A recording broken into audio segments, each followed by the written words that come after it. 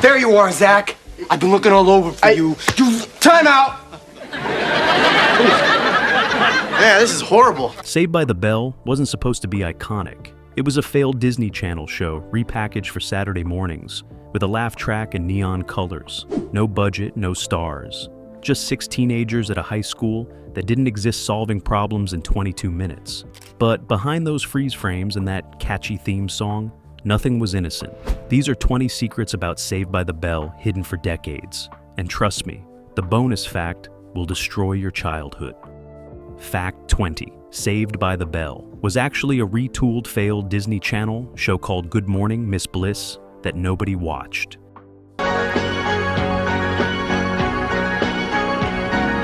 Standing on the edge, there's no way. It's alright, 'cause I'm saved by the bell. If the teacher pops a test, I know I'm in a mess. Here's something that will shock you. Saved by the Bell didn't start as Saved by the Bell. It began as Good Morning, Miss Bliss, a Disney Channel sitcom that premiered in 1988 and bombed spectacularly. The original show starred Haley Mills as a teacher at John F. Kennedy Jr. High in Indianapolis. Zach Morris, Screech, Lisa, and Mr. Belding were supporting characters. The show focused on Miss Bliss and her teaching struggles. Disney canceled it after 1 season due to terrible ratings. Nobody watched Disney Channel in 1988. NBC executive Brandon Tartikoff saw potential in the teenage characters. He bought the rights cheap from Disney. Tartikoff ordered a complete retool. Fire Haley Mills. Fire most of the cast. Keep Zach, Screech, Lisa, and Belding. Move the setting from Indianapolis Junior High to fictional Bayside High in California. Add new characters, Slater, Kelly, and Jesse. Rebrand it completely as Saved by the Bell. The first season of Saved by the Bell actually included recycled episodes from Good Morning, Miss Bliss, with new scenes shot and edited in. If you watch closely, Zach's hair and wardrobe changes mid-episode in early shows. The entire Saved by the Bell phenomenon was built on Disney Channel's failure and clever repackaging. Fact 19. The entire cast, except Dustin Diamond, hated him from day one and actively excluded him from cast. Activities for 4 years. Guys just got to the showboat here with Dustin Diamond. He's ready for the fight tomorrow. Yeah, man, I'm hungry. I want to stop and get something to eat. Dreams are made of. Excuse me! And Mr. Belding. Who could forget Mr. Belding? I'm the big bopper around here. Wow, I can't wait to read. Dustin Diamond was tormented by his castmates throughout Saved by the Bell's entire run, and the cruelty was systematic and deliberate. Diamond was 13 when cast as Screech. The other actors were 16 to 18 years old. The age gap created immediate division. Diamond was immature, loud, and desperate for attention. Mark Paul Gosselaar, Tiffany Tyson, Mario Lopez, Elizabeth Berkley, and Lark Voorhees formed a tight clique that excluded Diamond completely. They'd go to lunch without inviting him. They'd rehearse scenes and deliberately leave Diamond out of jokes. Between takes, they'd whisper and laugh while Diamond sat alone. Diamond noticed but didn't understand why. He tried harder to fit in, which made them reject him more. The exclusion intensified when cameras stopped rolling. Cast parties? Diamond wasn't invited. Weekend hangouts? Never included. Mario Lopez and Mark Paul Gosselaar became best friends. Tiffany and Elizabeth were inseparable. Diamond had nobody. He ate lunch alone in his dressing room daily for 4 years. The other cast members later admitted they found Diamond annoying, but didn't realize how cruel their exclusion was. Diamond carried that rejection for decades. His later bizarre behavior and inflammatory statements were rooted in years of systematic bullying by the people America thought were his friends. Fact 18. Mark Paul Gosselaar was addicted to caffeine pills. During filming, and the famous Jesse Breakdown episode was actually about his real problem. There's never any time I don't have time to study. I'll never get into Stanford.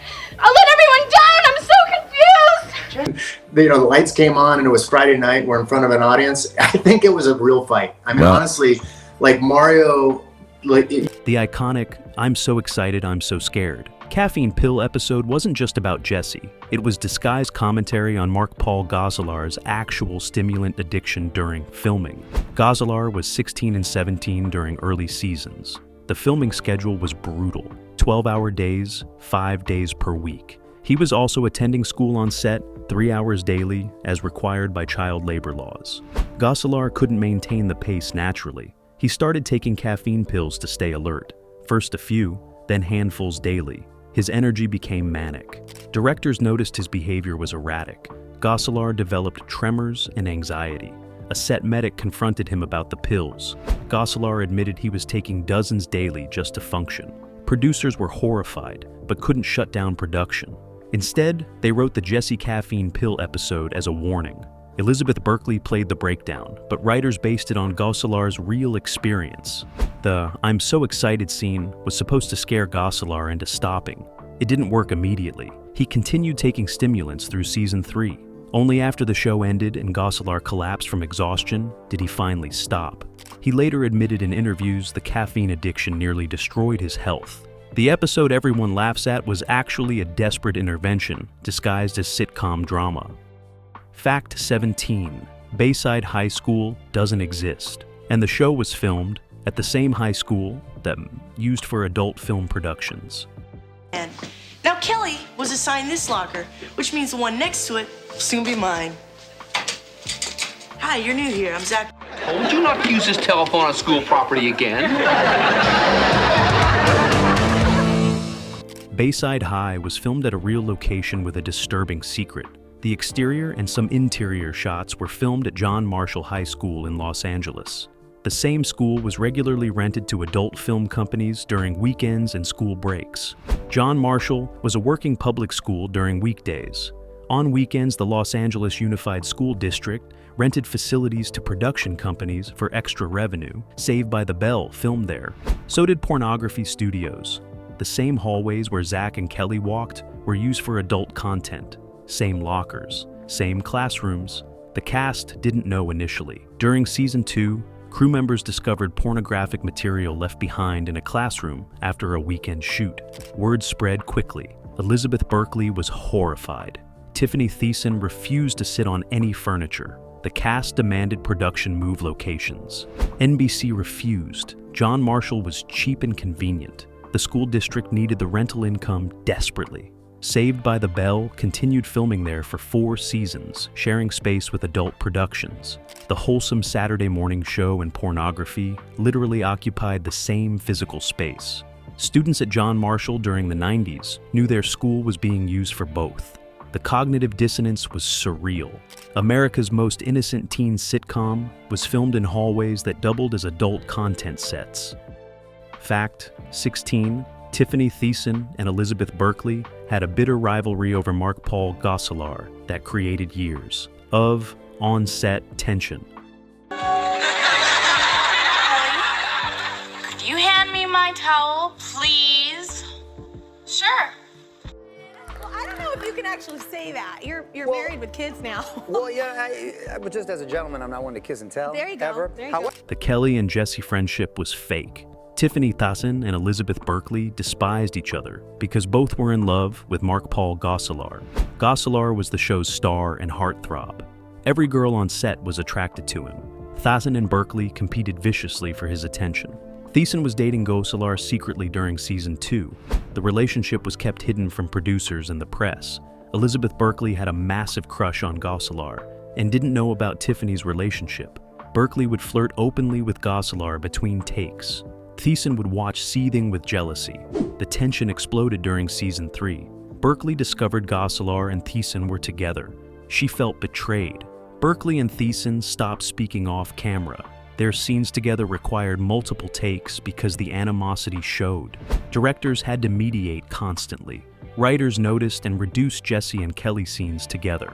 The rivalry intensified when Gosselaar broke up with Thiessen during season 4. Berkley immediately pursued him. Gosselaar dated neither of them afterward, which made everything worse. Both women felt rejected. Their friendship never recovered. At cast reunions decades later, Thiessen and Berkley maintained polite distance. The Kelly-Jesse friendship that defined the show was the biggest lie of all. Fact 15. The show's iconic timeout freeze frames were added because Mark Paul Gosselaar kept forgetting his lines and needed do-overs. I've been looking all over for you. Time out! Yeah, this is horrible. Zach Morris's signature timeout move wasn't creative genius. It was a desperate solution to Mark Paul Gosselaar's chronic line, forgetting. Gosselaar struggled with memorization throughout filming. He'd forget dialogue mid-scene constantly. Directors would call cut repeatedly. Production was falling behind schedule. Reshoots were costing money. A director suggested letting Gosselaar break the fourth wall and talk directly to the camera when he forgot lines. If he messed up, he could call time out, freeze the action, and essentially do a takeover while explaining what was happening. The gimmick worked. Gosselaar could pause, collect himself, and continue. What audiences saw as clever meta-comedy was actually edited coverage for Gosselaar's mistakes. The timeout moments became Saved by the Bell's signature style. Critics praised it as innovative fourth wall breaking. Really, it was practical problem solving. Gosselaar later admitted he used timeouts as crutches when he hadn't prepared properly. Sometimes he'd call timeout during filming just to buy himself seconds to remember his next line. The iconic technique that defined the show was born from one actor's inability to memorize scripts. Necessity mothered invention, and Gosselaar's weakness became Zach Morris's greatest strength. Fact 14.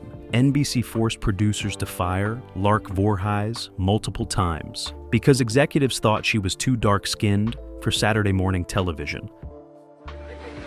This is terrible. I feel awful. Oh, don't worry about it, Byron. I'll be okay. Yeah, but can you dance on that ankle? Well, the doctor...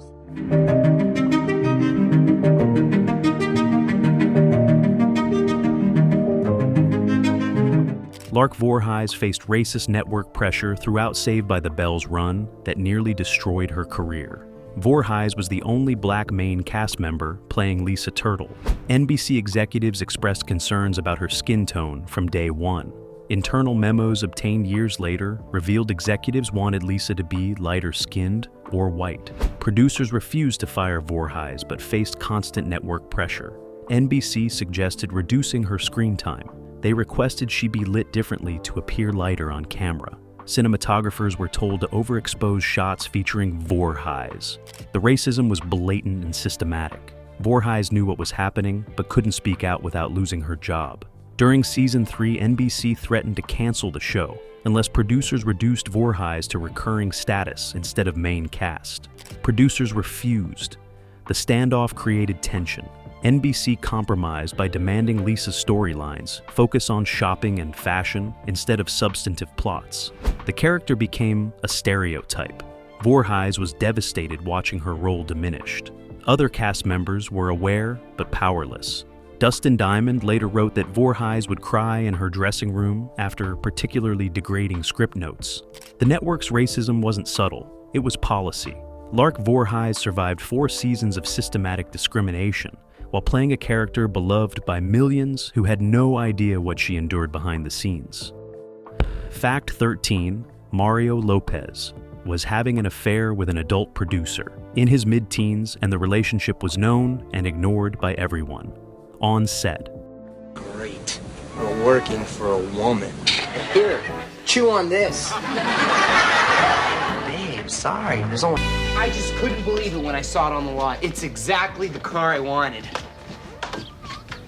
Well, what do you think? Mario Lopez was sexually involved with a female producer more than twice his age, starting when he was 15 years old, and the entire production knew but did nothing. Lopez was cast as A.C. Slater at 15. He was muscular, mature-looking, and charismatic. A producer in her mid-30s became obsessed with him. She began giving Lopez extra attention, complimenting him constantly, touching him unnecessarily. Lopez was flattered by adult female attention. The relationship became sexual during Season 2.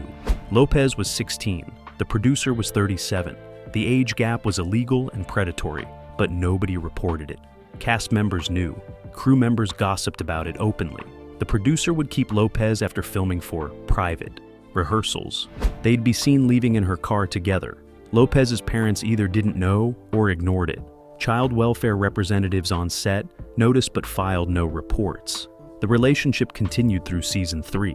Lopez later admitted in his autobiography the relationship was inappropriate but framed it as a teenage fantasy fulfilled rather than abuse. The producer was never disciplined or fired. She continued working in television for decades. The Saved by the Bell set allowed child sexual abuse to occur openly without intervention. Mario Lopez was exploited by an adult in a position of power, and the industry protected the predator instead of the child. Fact 12. The College Years spin-off failed because the cast refused to work together after years of accumulated resentment.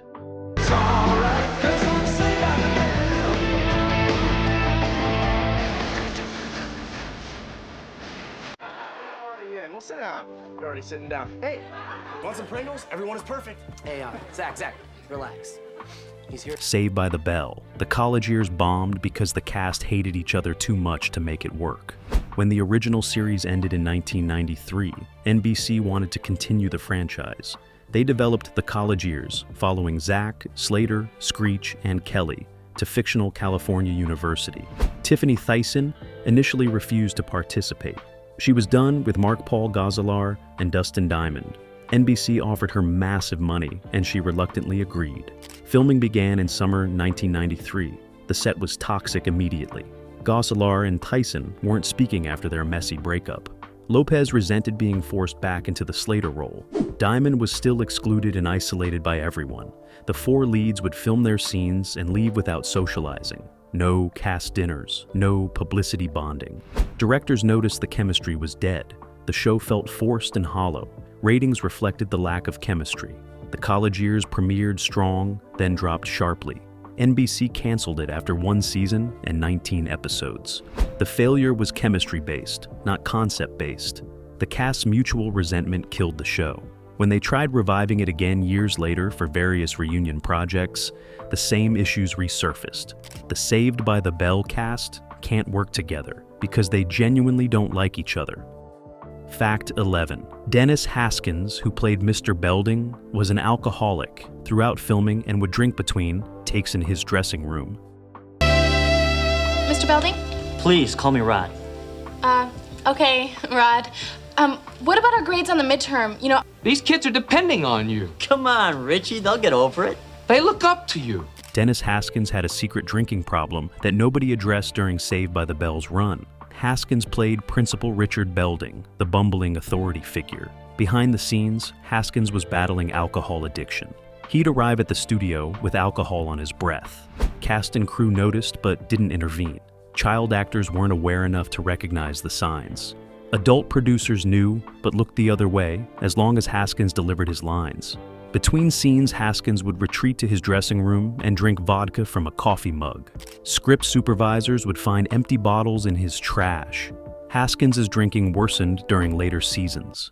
Some episodes feature Haskins noticeably slower and slurring slightly. Directors learned to shoot his scenes early in the day before he drank too much. Haskins later entered rehab after the show ended and got sober. He publicly admitted his alcoholism in interviews years later. Dennis Haskins said, "Playing a children's authority figure while drunk created cognitive dissonance that deepened his shame. He was the adult on set, but the least responsible person there. The irony haunted him. Mr. Belding was America's goofy principal, but the actor playing him was barely functional. If these secrets are destroying your nostalgia, smash that subscribe button because the next 10 facts get even darker." Fact 10. Elizabeth Berkley's Showgirls career disaster was deliberately sabotaged by NBC executives who wanted to punish her for leaving Saved by the Bell. how's your schedule? Well, it's the worst. I only have 1 lunch period. Sad. This may come as a... There you have it, America. Judge for yourself. Back to you, Zach and Lisa. Elizabeth Berkley's career was systematically destroyed after Saved by the Bell as retaliation for wanting to be taken seriously. Berkley left the show after season 4 to pursue film. She was tired of playing Jessie Spano and wanted dramatic roles. NBC executives were furious. Berkley had 3 years left on her contract. She negotiated her release, but NBC brass vowed she'd regret it. When Berkley was cast in Paul Verhoeven's Showgirls in 1994, NBC executives launched a whisper campaign. They contacted critics and journalists, suggesting Berkley was difficult and unprofessional. Advanced Showgirls screenings were sabotaged with industry gossip. When Showgirls premiered in September 1995, the critical response was savage beyond the film's actual quality. Reviews specifically targeted Berkley personally, mocking her Saved by the Bell past. She won a Razzie Award for Worst Actress. Her film career died overnight. Berkley later learned through industry contacts that NBC had actively worked to ensure Showgirls destroyed her. The punishment for leaving Saved by the Bell was career annihilation. Other cast members watched and learned. Nobody else tried to leave early. Elizabeth Berkley's cautionary tale kept the remaining actors compliant. She spent decades rebuilding her career from the damage NBC deliberately inflicted. The industry blackballing was real and calculated. Fact 9, the Hawaiian-style movie was filmed during a real hurricane, and the cast nearly died when their hotel was evacuated. Place ham in pan, thick side up. The whole thing is thick. In 1992, Hurricane Iniki's destruction tore through the island of Kauai. It came with winds up to 160 miles per hour and left... The made-for-TV movie Saved by the Bell, Hawaiian-style, filmed during Hurricane Iniki in September 1992, and the production nearly killed the cast. The movie was scheduled to film on Kauai for 2 weeks. Production began September 10th. On September 11th, Hurricane Iniki, a Category 4 hurricane, made direct landfall on Kauai. The storm was the strongest hurricane to hit Hawaii in recorded history. Winds reached 145 miles per hour. The cast and crew were sheltering in a hotel when evacuation orders came. Mark Paul Gosselaar, Tiffany Thiessen, Mario Lopez, Dustin Diamond, and Lark Voorhees were evacuated to emergency shelters with hundreds of tourists. Power went out. Windows shattered. The hotel where they'd been staying was severely damaged. If they'd stayed, injuries or deaths were likely. The cast spent 2 days in emergency shelters before military helicopters evacuated them to Oahu. NBC initially wanted to abandon the movie. The cast refused. They had already filmed several days. Starting over would be impossible. Production resumed on Oahu with rewritten scripts. The movie aired in November 1992. Viewers never knew the behind-the-scenes chaos and danger. The cast bonded temporarily during the hurricane crisis. For a brief moment, even Dustin Diamond was included. Then they returned to Los Angeles and everything went back to normal.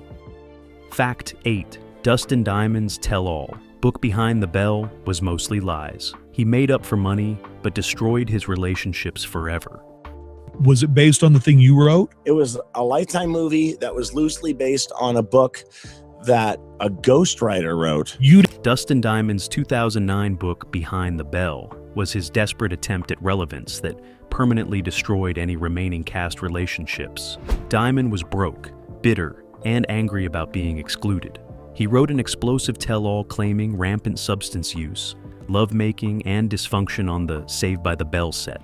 The book alleged Mario Lopez and Mark Paul Gosselaar had constant threesomes with extras. It claimed Tiffany Thiessen and Elizabeth Berkley were cocaine users. It described Dennis Haskins as a drunk. Most of the salacious claims were completely fabricated or heavily exaggerated.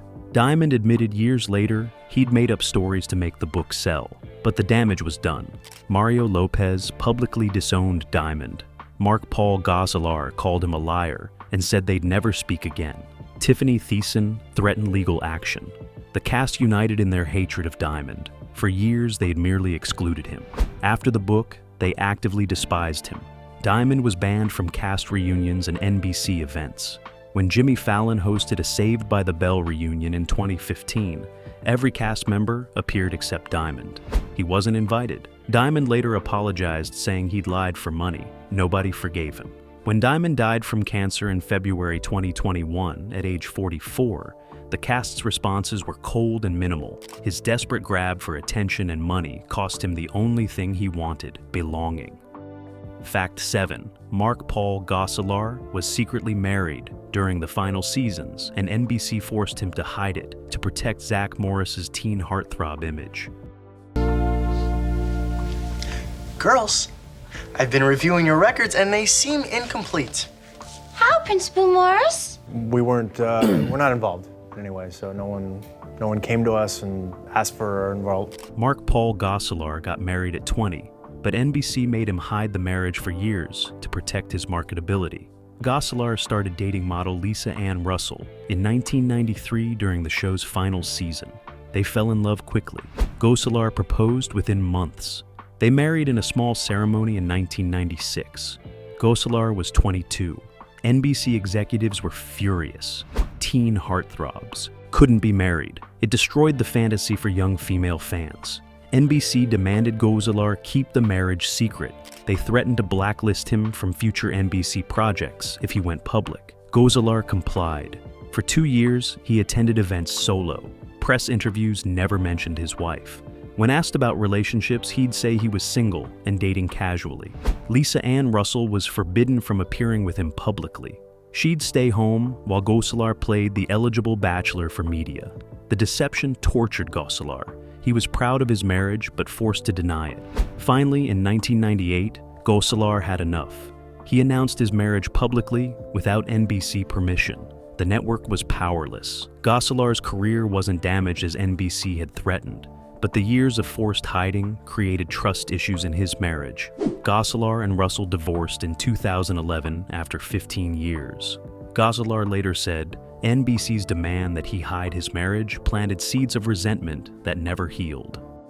Fact 6. The show's laugh track was so poorly edited that the same distinct laughs appear in every episode, and fans could identify individual laugh sounds Here. Hey, what is going on here? Hey, what is going on here? Saved by the Bell's laugh track was notoriously cheap and lazy, to the point where fans could recognize specific laughs repeated across episodes. The show was filmed without a live studio audience. All laughter was added in post-production. NBC gave the show minimal budget for laugh track editing. The sound editors used the same laugh track library for 4 years. Certain distinct laughs became inadvertently famous. One high-pitched cackle appears in nearly every episode. Fans called it the witch laugh. Another distinctive loud "ha" shows up 3 or 4 times per episode. Viewers started noticing the repetition. Internet forums in the late 90s cataloged the most frequently used laugh sounds. One particularly enthusiastic laugh appears 230 times across the series' run. The same man's laugh is heard reacting to Zach's jokes, Screech's pranks, and Mr. Belding's mishaps. Impossible unless it's canned. Critics mocked the show's cheap production values. NBC didn't care. Saved by the Bell was Saturday morning programming with rock-bottom budgets. Quality didn't matter. The identical laugh track became part of the show's weird charm. Modern viewers watching on streaming notice immediately how fake and repetitive the laughter sounds. The laugh track is a time capsule of lowest-effort television production. Fact 5. Tiffany Thiessen suffered an eating disorder during filming that was triggered by producers, constantly commenting on her weight.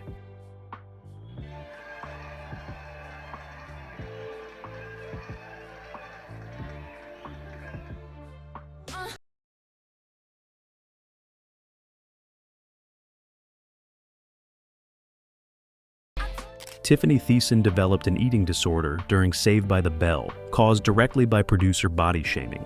Thiessen was 15 when cast as Kelly Kapowski.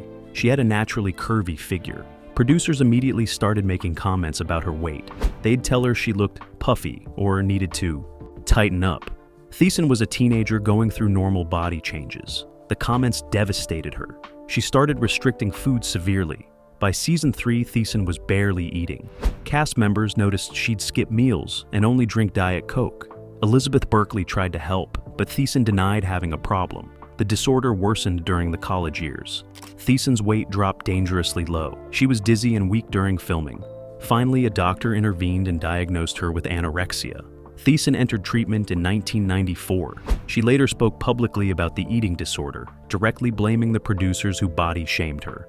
Thiessen said, Hollywood's treatment of young actresses' bodies was abusive and traumatizing. The pressure to stay impossibly thin nearly killed her.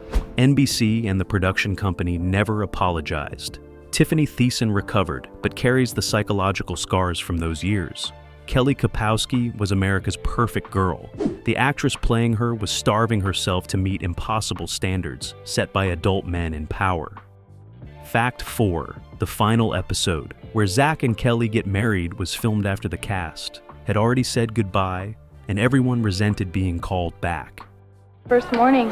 Can't wait to see how Zach deals with the truant officer. That Miss Bagwin makes Freddy Krueger look like the Easter Bunny. The wedding finale of Saved by the Bell felt forced because the cast had already moved on and hated returning. The original series ended in May 1993. Everyone thought they were done. The cast had emotional goodbyes. Then, NBC ordered a 2-hour wedding special to air in October 1994. The cast was contractually obligated to return. All of them resented it. Mark Paul Gosselaar and Tiffany Thiessen had broken up and didn't want to play romantic leads. Mario Lopez was pursuing film roles and felt Saved by the Bell was beneath him. Elizabeth Berkley refused to appear because she was done with the show. Filming the wedding special took 2 weeks in summer 1994. The mood was miserable. Everyone was going through the motions. The chemistry was dead. Dustin Diamond later said it felt like attending a funeral. The cast couldn't wait to finish and leave. The wedding special aired to solid ratings, but critics noted the flat performances. The magic was gone. You can see it on screen. Zach and Kelly's wedding feels joyless because the actors playing them wanted to be anywhere else. The finale that should have been a celebration was actually a contractual obligation everyone resented. Saved by the Bell didn't end with happiness. It ended with relief. Fact 3. Screech's robot, Kevin was only in 13 episodes, but fans remember it in almost every episode due to false memory effect. Kevin is a robot. Kevin is a robot. First morning. Can't wait to see how Zach deals with the truant officer. That Miss Bagwin makes Freddy Krueger look like the Easter Bunny. Here's something that will blow your mind. Screech's robot, Kevin appeared in only 13 episodes total across the entire series. Most fans swear Kevin was in almost every episode. This is a fascinating example of false memory. Kevin the robot was introduced early in season 1 and immediately became memorable. The prop was expensive to maintain and operate. It required special effects crew and multiple takes to make it work. After 13 episodes, producers quietly retired Kevin without explanation. The robot simply stopped appearing. But because Kevin was so distinctive and weird, viewers' brains filled in the gaps. Decades later, fans participating in Saved by the Bell nostalgia discussions insist Kevin appeared constantly. They have detailed false memories of Kevin in episodes where the robot never appeared. Psychologists have studied this phenomenon. The human brain creates false memories for distinctive elements. Kevin was so weird that brains assumed he must have been present more than he was. When fans rewatch the series, they're shocked to realize how little Kevin actually appeared. The Mandela effect in action. Screech's robot became a symbol of the show, despite minimal screen time. Memory doesn't equal reality, and Saved by the Bell proved it. Fact 2. NBC wanted to cancel the show after 2 seasons, but teenage girls organized a letter-writing campaign that saved it. The squad meets on the field. Go team! And go now. Bye, Billy. We gotta split. It was born, I think, because Brandon Tartikoff's 3rd grade teacher was named Miss Bliss, so it was an idea that... Saved by the Bell was nearly canceled in 1991 and only survived because of organized fan activism. After season 2, NBC executives looked at the numbers. Ratings were okay, but not spectacular. The show was expensive to produce. Saturday morning programming wasn't prestigious. NBC decided to cancel Saved by the Bell and announced the decision in spring 1991. Then something unprecedented happened. Teenage girls organized. This was pre-internet. Organization happened through teen magazines like Teen Beat and Tiger Beat. Fans passed phone numbers and addresses. A grassroots campaign emerged. Teenage girls wrote thousands of letters to NBC, demanding the show continue. They organized phone call campaigns. They picketed NBC offices. The network had never seen such passionate response to a Saturday morning show. The demographics shifted. NBC executives realized Saved by the Bell had an intensely loyal fan base willing to fight. The network reversed the cancellation decision. They renewed the show for season 3, but they moved it to a better time slot and increased the budget slightly. The fan campaign didn't just save the show, It proved teenage girls could influence network programming through organized activism. Saved by the Bell became appointment viewing because its audience refused to let it die. The show owes its legacy to teenage girls who wouldn't take no for an answer. Fact 1. Dustin Diamond died from stage 4, cancer, at 44. After spending his final months trying to reconcile with a cast that never forgave him. Here with Dustin Diamond, the star of NBC's Saved by the Bell. And who do you play in Saved by the Bell? Samuel Screech. Of the cast members. It's been ages. I mean, I haven't seen Mark Paul since I was 16. This is the most heartbreaking fact. Dustin Diamond spent his final months desperately trying to make peace with castmates who refused to forgive him. In January 2021, Diamond was diagnosed with stage 4 small cell carcinoma, an aggressive cancer. The prognosis was terminal. Diamond was only 43 years old. He immediately reached out to his former castmates. He called Mario Lopez begging for forgiveness. Lopez didn't respond. He tried contacting Mark Paul Gosselaar through mutual friends. Gosselaar declined. Diamond posted public apologies on social media, admitting he'd lied in his book and begged for one final reunion. The cast remained silent.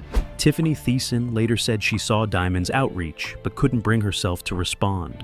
Too much damage, too many lies, too many years of hurt.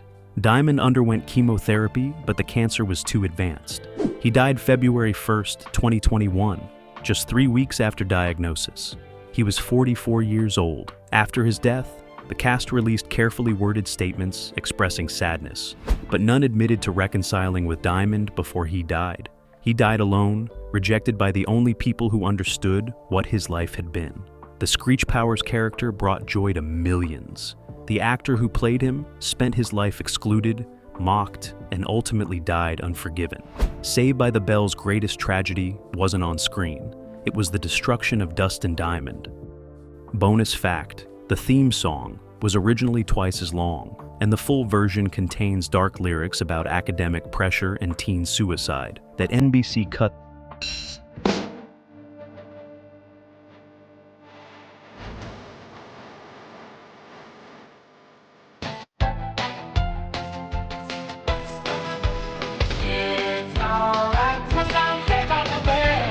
The Saved by the Bell theme song is heavily edited. The original composition was twice as long, with disturbing content NBC censored. The song was written by Scott Gale in 1989 for the show's relaunch. The full demo version included verses about academic pressure, parental expectations, and teen depression. One verse specifically referenced escaping pressure through dangerous means. Another verse discussed feeling trapped with no future. NBC executives heard the full version and were horrified. This was supposed to be light Saturday morning content. The dark lyrics were completely inappropriate for the target audience. They ordered massive cuts. The final version kept only the upbeat chorus about having a good time. All darker thematic content was removed. The original full version was never released commercially. Scott Gale kept the demo tape locked away for decades. In 2015, he finally released snippets online. Fans were shocked. The full theme song told a completely different story about teenage struggle and existential fear. It was actually appropriate commentary on the teen experience, but NBC wanted happy, superficial content. The censored theme song became iconic for its catchiness. The real song with real emotional depth stayed hidden. Saved by the Bell could have been substantive. NBC chose empty positivity instead. Saved by the Bell wasn't just freeze frames and first crushes. It was exploitation, exclusion, and one cast member who died begging for forgiveness he never received. If these secrets devastated you, smash that like button, hit subscribe, and tell me in the comments which fact broke your heart. Thanks for watching, and remember, the bell doesn't save everyone.